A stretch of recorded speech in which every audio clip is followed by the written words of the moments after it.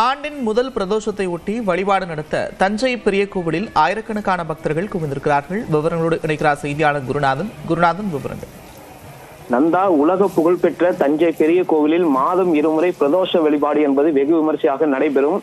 இந்த நிலையில் மார்கழி மாதத்தின் 2வது பிரதோஷமும் இதேபோல் ஆண்டின் முதல் பிரதோஷமான இன்று பெருவுடையாருக்கு ஏற்ற பெருநந்திக்கு மஞ்சள், சந்தனம், பால், தயிர், திரவிய பொடி, இளநீர், கரும்புச்சாறு என பல்வேறு திரவியங்கள் பக்தர்களால் வழங்கப்பட்ட 12 வகையான திரவியங்களால் இந்த பெரும் அபிஷேகம் நடைபெற்றது.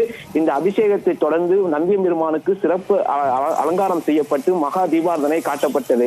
தற்போது தொடர் விடுமுறை என்பதாலும் ஆண்டின் முதல் பிரதோஷம் என்பதாலும் மாவட்டம் முழுவதும் இல்லாமல் மாநிலத்தின் பல்வேறு பகுதிகளிலிருந்து ஆயிரக்கணக்கான பக்தர்கள் குவிந்து இந்த பிரதோஷ வழிபாடை கண்டு ரசித்தனர். இதனால் பெரிய கோவில் முழுவதும் மனித தலைகளாகவே காட்சியளித்தன. இதனால் தஞ்சை மாநகரம் முழுவதும் போக்குவரத்து நெரிசல் ஏற்பட்டுள்ளது.